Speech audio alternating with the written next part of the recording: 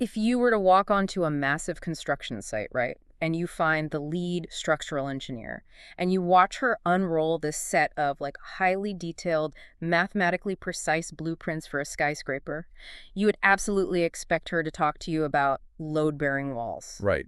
Yeah, you'd expect a highly technical conversation. Discussions on stress tests, material tensile strength, things like that. Exactly. The unforgiving, basically binary reality of gravity. Yeah, because it's rooted entirely in absolute unyielding physical laws. I mean, the math works, or the building collapses. There is literally no gray area in structural engineering. So, okay, let's unpack this right from the start because it sets the stage for everything today. Imagine if instead of doing that, the engineer looked at those complex blueprints, closed her eyes, and started reciting the numbers like a romantic poem. Oh, man, that would be terrifying. Right. Imagine she gets teary-eyed about the feeling of the steel and entirely ignores the actual structural math that the blueprints are trying to convey. You would think she was experiencing a catastrophic break from reality. You'd think she fundamentally misunderstood what that document is even for.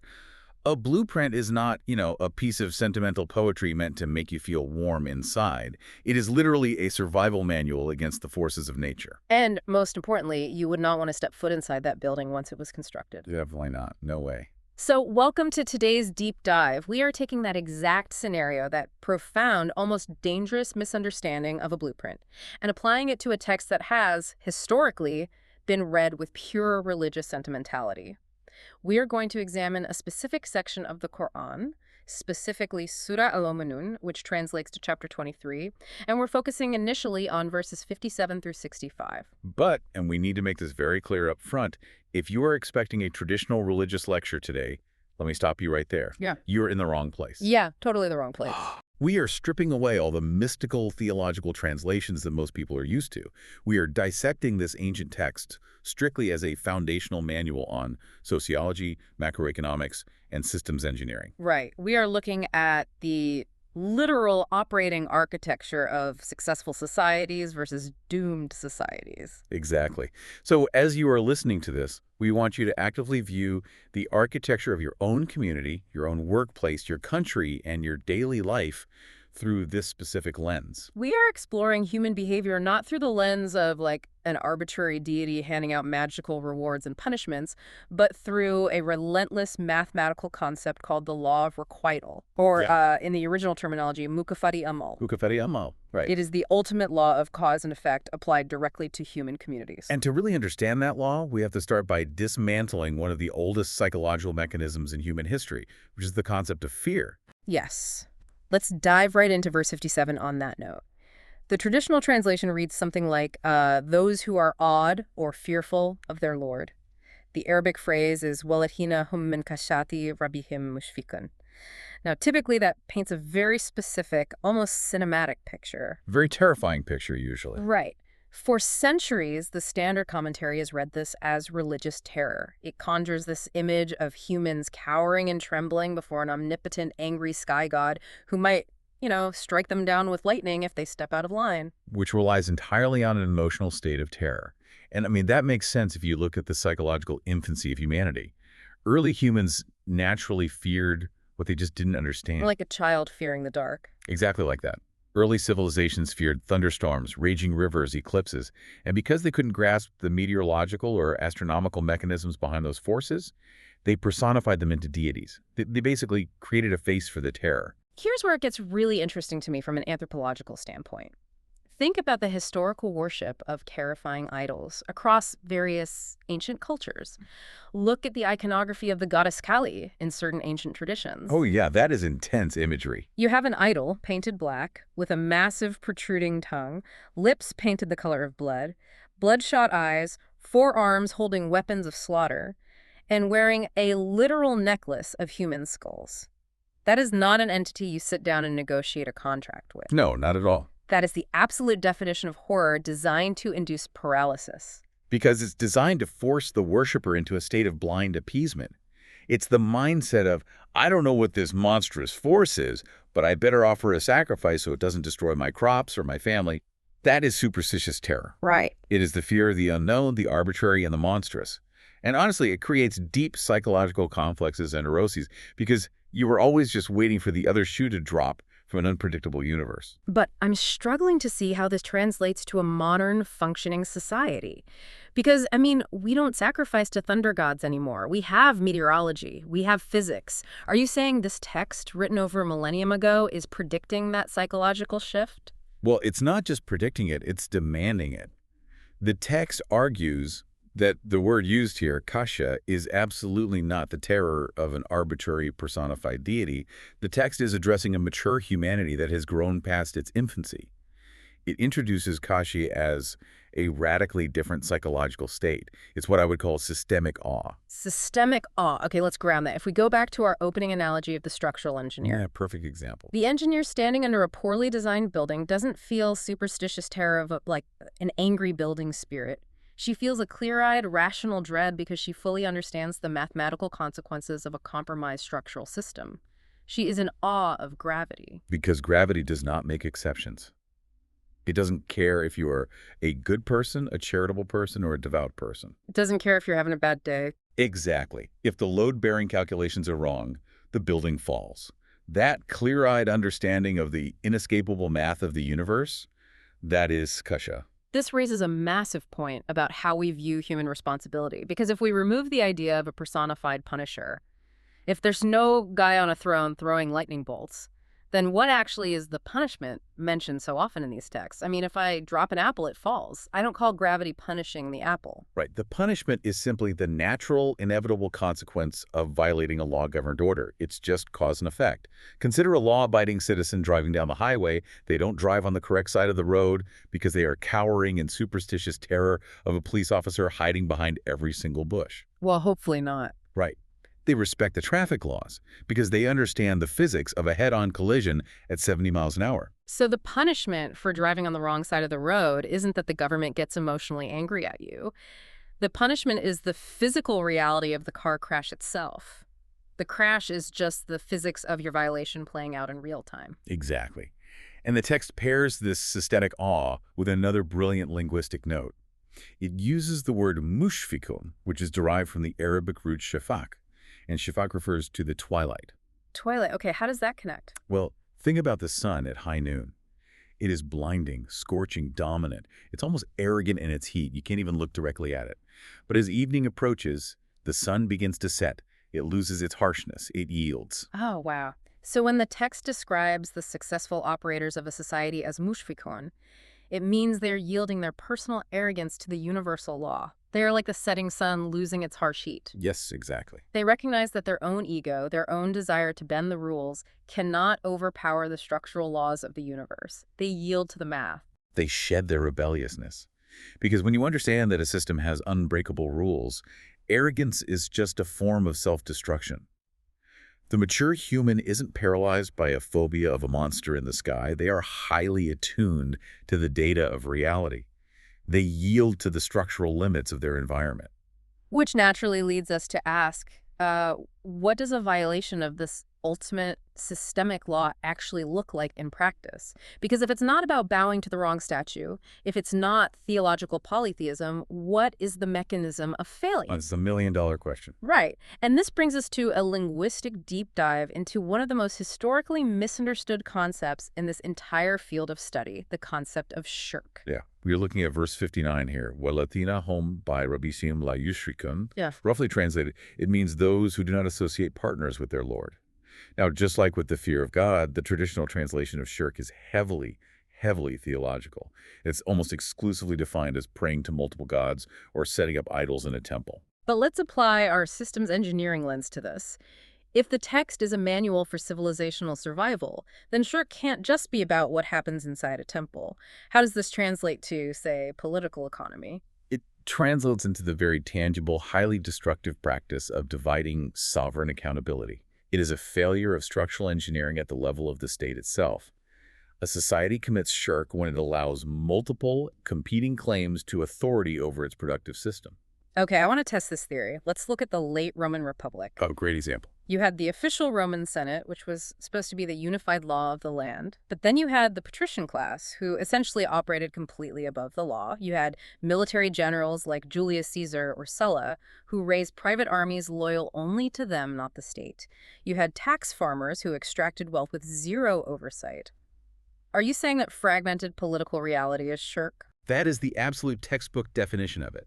You have an official legal framework, but in reality, different groups extract their own share of power and resources without any unified accountability. Each of these entities, the general, the patrician, the tax farmer, is a partner claiming a share of sovereignty. They are all demanding obedience, but the accountability is entirely fragmented. It's like trying to run two contradictory operating systems on the exact same computer hardware. Eventually, you get a fatal error. Or, to use a more grounded analogy, imagine driving in a country where the law is to keep to the left. If a certain elite class suddenly decides, well, we believe our status entitles us to drive on the right side of the road, what happens to the system? The system collapses into a catastrophic pileup. You cannot mix legal jurisdictions within one sovereign system. You can't operate a vehicle in one nation while claiming accountability to the laws of a different nation. Right. And if we connect this to the bigger picture of our modern world, Right. we see this constantly. We see modern states running these highly fragmented architectures. You have a constitution that claims everyone is equal under the law, but the reality is deeply, deeply fragmented. Yeah, you have massive multinational corporations that effectively dictate environmental or labor laws. Exactly. They essentially live in a different legal jurisdiction than the working class citizen. They have different tax havens, different consequences for crimes, different access to the levers of power. So true belief, which is the opposite of shirk, isn't just a unified theology. It's essentially a unified constitutional framework. Not associating partners means the community does not allow the system of provision, justice, and accountability to be fragmented among competing claimants. There is one law, one standard of mathematical accountability for the system's health, and it applies universally. No elites get a free pass. Precisely. Because fragmentation inevitably leads to the exploitation of the lower tiers. When authority is divided, the most powerful factions use their separate rules to extract wealth and labor from the rest of the system without having to answer for the structural damage they cause. They literally hollow out the foundation of the building while living in the penthouse. Okay, let's pause, because human nature contradicts this on a very fundamental level. Human beings hoard. We are biologically wired to gather resources for winter, to protect our immediate clan, to secure our own survival against the uncertainty of the future. We are. It's an evolutionary trait. So if a fragmented system of extraction guarantees a crash, how do the human operators of a healthy, unified system actually behave? How do they fight that biological urge to hoard? This takes us directly to verse 60, which introduces what I like to call the engine of conscientious anxiety. The text says, وَالَّذِينَ يُؤْتُونَ مَا آتَاوْا وَقُلُوبُهُمْ وَجِلَةٌ. Those who give what they give while their hearts are anxious. Now, if I hear, while their hearts are anxious from a traditional perspective, I'm immediately thinking of neurotic religious guilt. I'm thinking of someone dropping a $20 bill into a charity box and agonizing over whether God is still mad at them because they didn't give 50. It sounds paralyzing. Which is exactly the mindset we need to dismantle here. This anxiety, this state of being wajila, is absolutely unequivocally not guilt.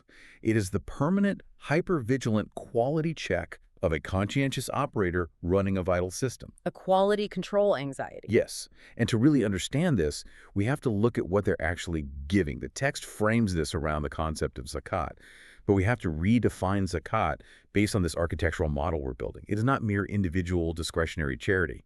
Zakat is a state-level system of economic nourishment. It is the literal circulatory system of the societal body. I want to work through the math on this because it's vital. If I live in a fragmented society and I give, say, 2% of my personal wealth to a person experiencing homelessness on the street, I might feel a profound sense of moral relief. I did a good deed. Sure. But from a systems engineering perspective, I haven't solved anything. The person eats for a day, but the architecture of the city still produces homelessness. The machine is still broken. Exactly.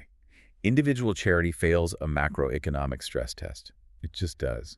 The operators of a healthy system, the engineers, are contributing to and managing this systemic economic nourishment. They give their absolute best to optimize the system. Yet, their hearts remain wajila. They remain anxious. Why? Because they are constantly asking, is the architecture robust? Is there a single cell in this societal body that is still malnourished?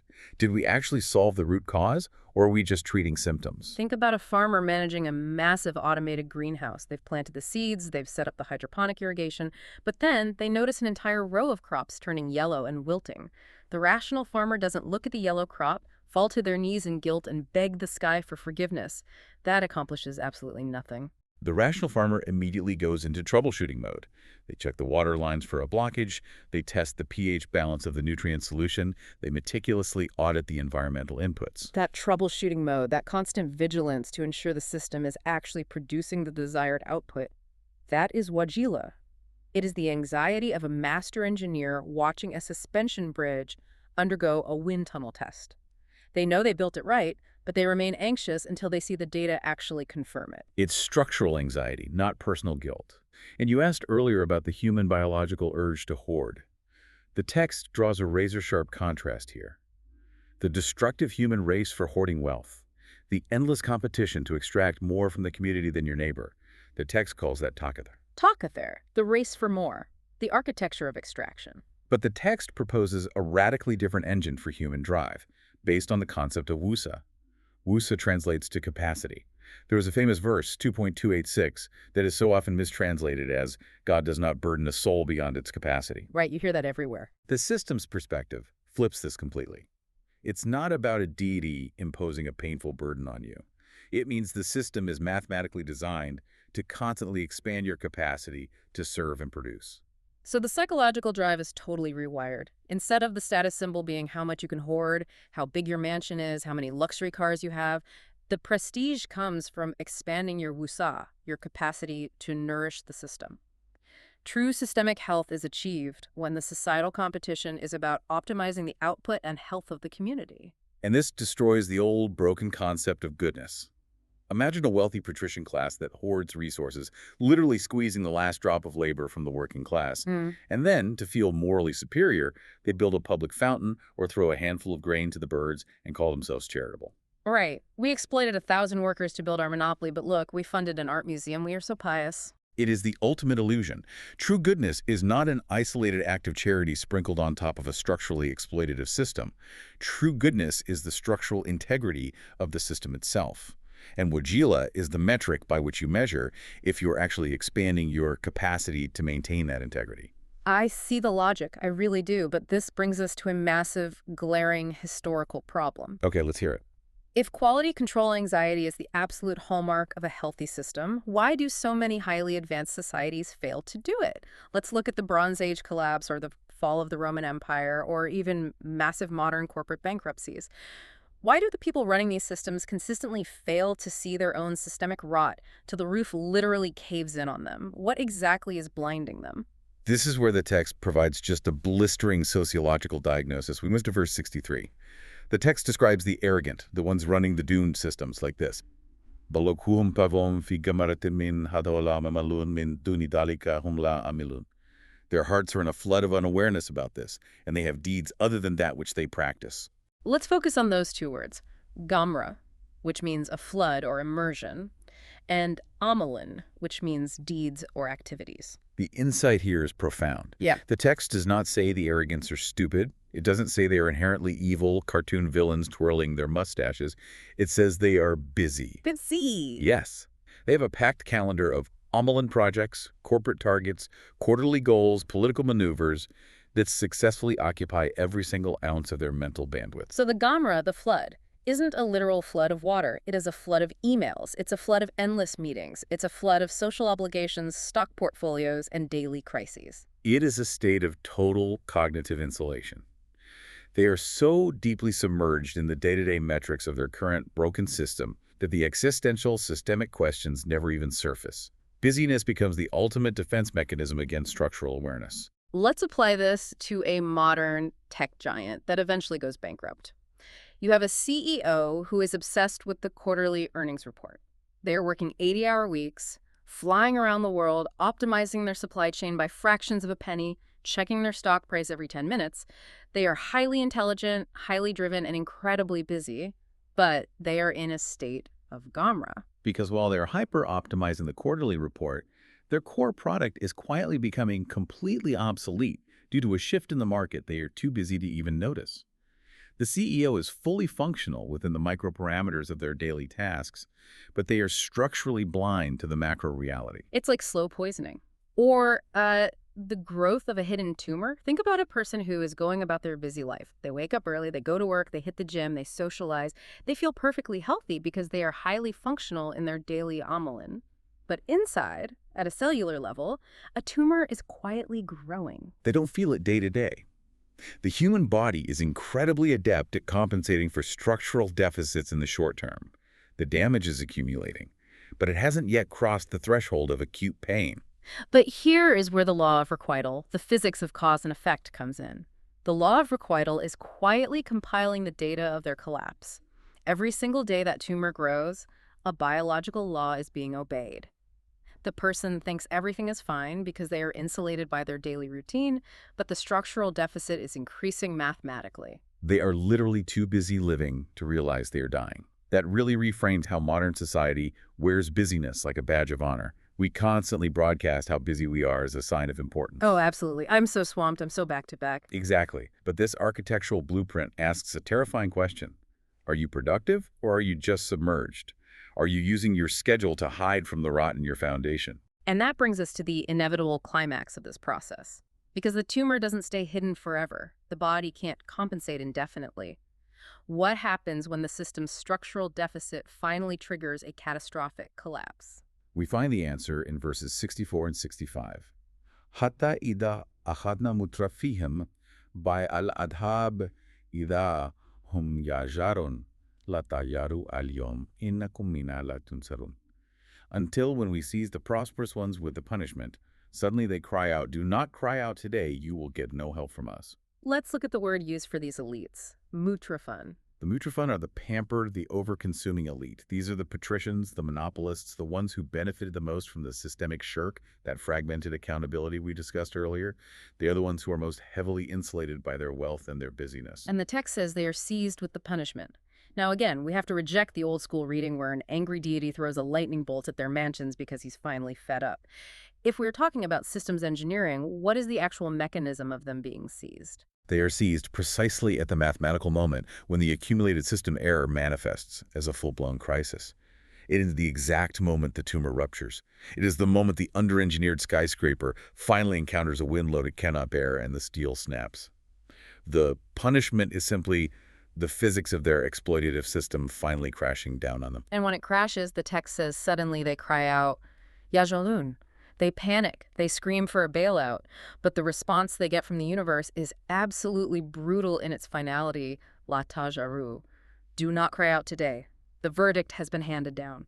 It is the ultimate statement of systemic finality. The law of requital has run its full course, the data has been compiled, the threshold has been crossed, and the collapse is now a physical inevitability. Now, I want to push back here on behalf of these historical elites. Throughout human history, the Mutrafun have all the resources. They have the capital, the private armies, the bunkers, the politicians in their pockets. When a crisis hits, like a massive famine or an economic depression, shouldn't they be the ones who can buy their way out of it? Why does the text say they will get no help? Because of the ultimate profound irony of their situation. Yeah. There is no rescue available from within a system whose very architecture produced the crisis. Let's dissect that. You cannot call on the broken machine to save you from the explosion of the broken machine. Exactly. All their wealth, all their power, all their political influence, it is all denominated in the currency of the broken system. Let's use hyperinflation as an example.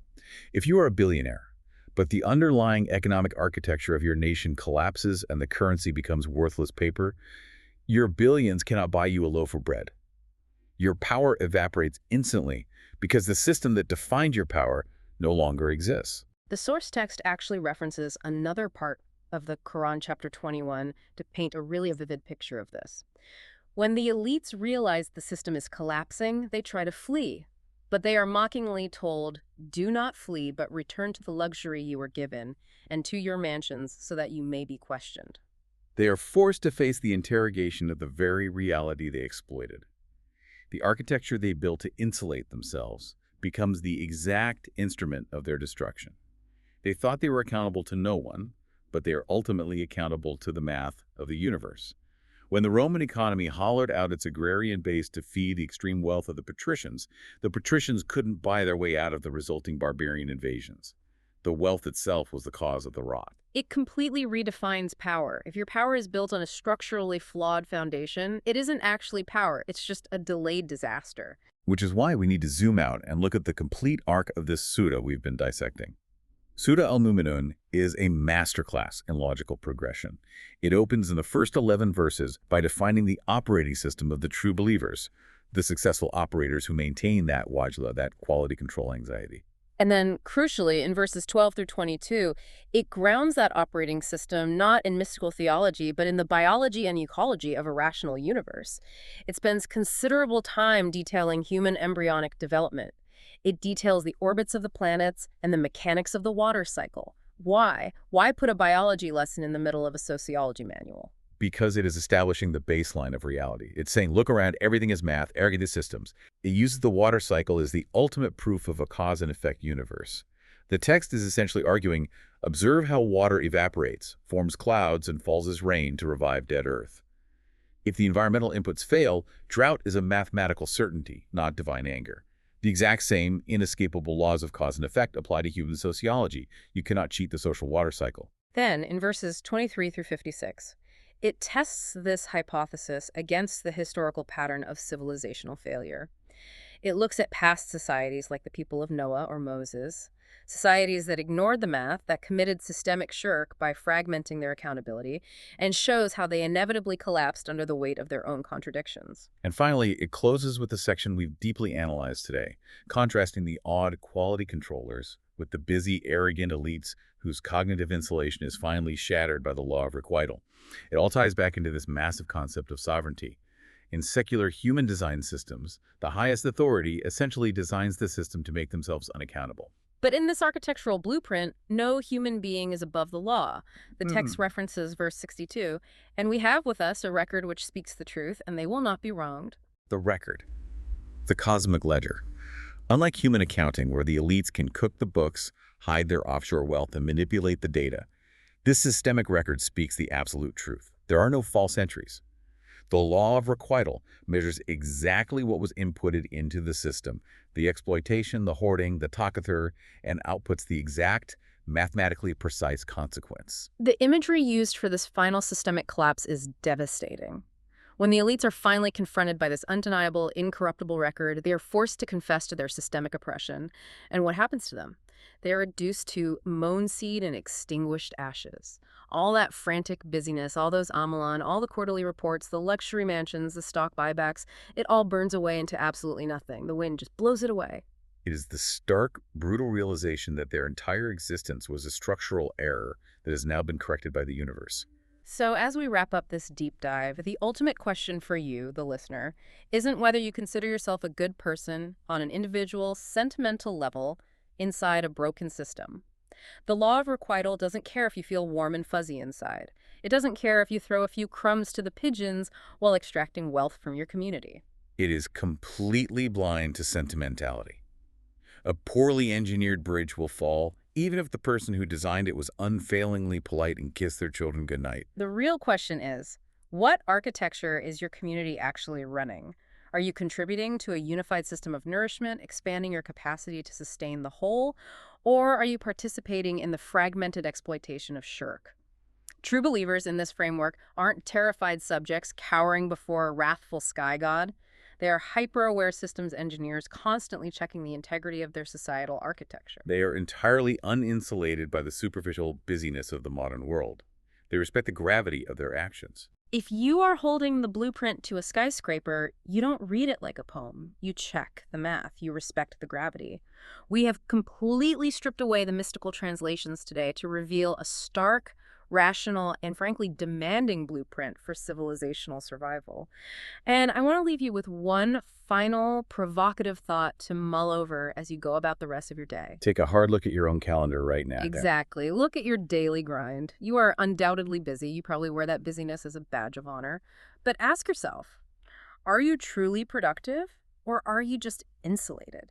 What if the endless meetings, the flooded inbox, the constant race for more, what if that is the Gamra? What if it is the flood keeping you entirely unaware that the architecture around you, your workplace, your community, your society, is already beginning to buckle under the weight of its own The contradictions? math is always compiling. The structural stress test is always happening. So who is auditing your system?